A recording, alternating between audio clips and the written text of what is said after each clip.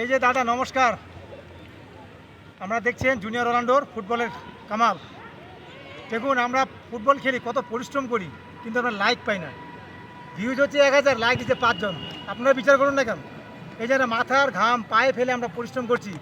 এই যে দেশের সম্পদগুলোকে দেখুন, এই যে এরা নেইমার হবে, রোনাল্ডো হবে, এই যে মেসি হবে, হ্যাঁ, এই যে আর্লিং হালান্ড হবে, তারপরে হারিকেন হবে। এরা দেশের ভবিষ্যৎ। আপনারা একটু লাইক কমেন্ট যদি শেয়ার না করেন তাহলে এরা উৎসাহ কী করে পাবে?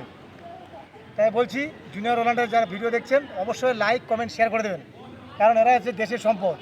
তো আমাদের খারাপ লাগে কি, যখন কোনো খেলোয়াড় যখন গোল্ড মেডেল নিয়ে আসে তখন তাদের আদর হয়, কিন্তু তার আগে ওরা কোনোদিন দেখে না যে ওই ছেলেটার কোনো জুতো আছে কি না, ওর যাওয়ার ভিসা হওয়ার টাকা আছে কি না।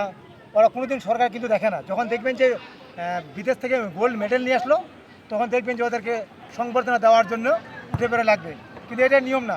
এই যে বাচ্চারা খেলতে, হয়তো মেসি হতে পারে কয়েকদিন পর, কিন্তু ওর খেলার জুতো আছে কি না, জামা আছে কি না, এগুলো কোনো আমাদের সেলিব্রিটিরা খোঁজ নেয় না।